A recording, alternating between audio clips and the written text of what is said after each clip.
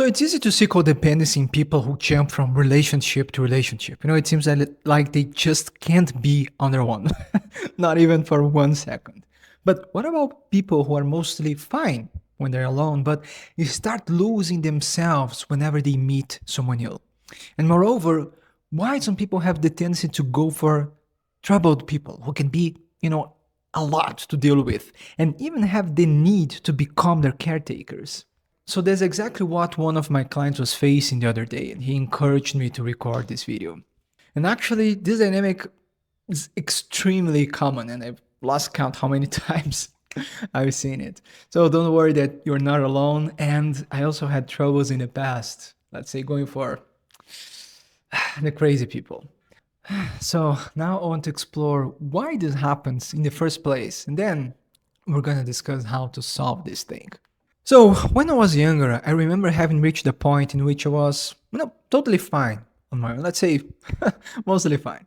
I was working on myself, focusing on establishing good habits like eating well and going to the gym, and I had clear goals I was pursuing. And of course, this made me feel confident and motivated. But everything started derailing whenever I met someone new. And in the beginning, there was this infatuation, and I wanted to spend all of my time with them. And of course, this is completely normal in the beginning. But the problem is that I'll quickly start losing my focus. I'll start slacking off, stop going to the gym as much, and I would completely forget about my goals. And, this new girl would become the center of my universe. So this relationship would start consuming me, mostly because I would constantly make concessions and I would become, the caretakers and only focus on their needs. And the weirdest thing is that I remember feeling this immense guilt for wanting to have a life outside of the relationship, and not being close to this person. And I would regress to this childlike state. And what seemed like a, let's say, potentially good relationship in the beginning, well, would just turn toxic and codependent. And for years, I had no clue what was happening and would repeat the cycle of infatuation and then feeling like a piece of me was gone when the relationship ended. Yeah, a bit dramatic, but I remember feeling this anguish for not knowing what was happening. So fast forward to when I started studying psychology and learning about relationship dynamics and specifically about the mother and father complex. No, projections. I had this sense I was reaching enlightenment. So let's explore the unconscious factors behind this dynamic. And I want to keep things, very simple. So usually people who lose their identities in their partners by becoming their caretakers experienced something called parentification. So in practice, it means that you felt overly responsible for the well-being of your parents. And if you have siblings, potentially you also felt overly responsible for them. And of course, it's completely normal to care for your parents. But depending on how intense this was, the roles can be reversed. And now you start feeling like a parent to your own parent. And more frequently than not, we're also talking about a devouring mother. And a quick note here, of course, fathers can also act in a devouring fashion and be emotionally immature and you feel like you have to care for them. But I find that this tends to be less frequent. And usually both men and women in this situation experience this dynamic with their mothers. And again, this also has many degrees, but usually this mother turns their children into the center of their universe and kind of stops living her own life. And of course, most of them are completely unconscious of this fact. And it's not my intention to, demonize these mothers because, well, probably they're going through a tough time. They're anxious, they're depressed, maybe they're single mothers. But we also have to deal with the facts, which is that they tend to project all of their fears and anxieties on their children. And she's also usually terrified of being alone, and that's why she doesn't want their children to become independent.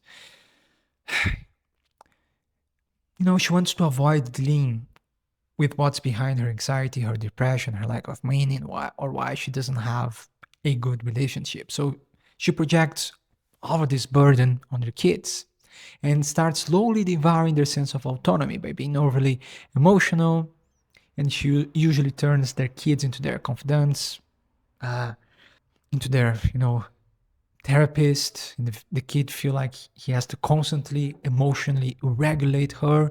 And she even might share, things about her relationship with their kids that she, let's say, she just shouldn't, and even ask them to make important decisions in her place. So what happens is that you become attuned to her emotions much sooner than you start noticing your own. And this imprints a relationship dynamic inside of you. So simply put, you learn that your worth comes from being the caretaker and that love depends on being everybody's savior. So that's how you learn to receive love, by caring for other people. And of course that there are cultural factors involved in these dynamics too, like men identifying as the protector slash provider and having, a mind more oriented to problem solving. And women usually learn to put their needs aside and, care for other people. But anyway, usually parentified children are perceived as more mature than they are for their age and also start acting, as parents in their friend group. So in extreme cases, they will develop a savior complex, and guess what? They will become attracted to drama because to feel worthy, they need to be helping people. They need to be needed. And of course, the problem is that they will always do too much and gravitate around problematic people who will take advantage of them. And of course, they will also replicate these dynamics with their romantic partners. And over time, they will start parenting their partners and become controlling because their sense of worth is attached to being the caretaker. And for it to happen, their partners have to be emotionally immature. And when they start to become more independent, they will feel threatened and also curb their attempts to develop, their autonomy, just like what they experienced in their childhoods. And of course, the person being devoured senses that, and starts pulling away and will, create resentment. Now, on the flip side, the person who feels attracted to the parentified one usually enjoys being perceived as a victim, so others will take responsibility for them and become a substitute parent. So now you know the secret that binds saviors and victims together. But in the end, both are unconsciously recreating parental dynamics and contributing to this codependent dynamic as well. And as a final note, these positions aren't static, so you might find yourself, switching poles, even in the same relationship. Alright, so now let's explore how to solve this thing. So, first of all, if you were parentified, I know that you feel like that love must be sacrificial and that you have to completely forget about yourself. But you must understand that you deserve to have your own wants, needs, and desires. In fact, you have to work on uncovering them. Otherwise, you constantly resent your partners and will use them as an excuse for never developing your own character and accomplishing your goals. Because one of the greatest factors in codependency is avoiding creating our own lives. But you gotta realize that a partner can't be our compass in life. They can't be our source of validation. You can't extract your sense of worth from another person. Because the only way for a relationship to be healthy is if both show up as adults. You respect each other and you're not trying to save one another. And of course, as a couple, you will help each other, obviously. And if you are parentified, you will probably have to learn how to allow the other person to help you and not shame them, when they want to do something nice for you. But there are limits and we shouldn't interfere in each other's autonomies. And that said, both individuals need to be following their sense of purpose outside of the relationship, as codependency is a form of escaping our own shadows and tasks in life. Yeah, sometimes we go deep here. And if you would like to go even deeper and learn how to properly do shadow work, overcome the mother and father complex, and better your relationships, I invite you to check my accessible course, Catabasis, the Shadow Integration Manual. And if you'd like to work one-on-one with me, I also invite you to check my mentorship. Links down below. So now let's go to the second part. So if you're parentified, you probably feel like that you grew up too fast. But it's an interesting paradox, because at the same time that you always felt more mature for your age, you also secretly feel like as a kid. And you are unconscious of your own emotions, and that's why you seek to live vicariously through other people. And that's why it's so important to reconnect with the part of you that can enjoy life without constantly worrying about being productive and responsible for everyone.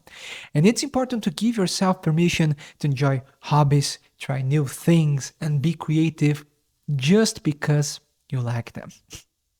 And in this process, we can retrieve that lost kid who knew how to have fun and not take life too seriously. And I must warn you that you will most certainly feel guilty in the beginning and think you are just wasting time. But trust me, taking this moment to uncover who you truly are underneath the overly responsible persona is exactly what you need. And that's how you will stop trying to save this part of yourself in other people. And finally, if you are parentified, you probably deal with high levels of perfectionism. This, of course, robs you of experiencing joy at being present in the moment and also takes a toll in your relationships. And you can learn how to overcome perfectionism, in the next video over here.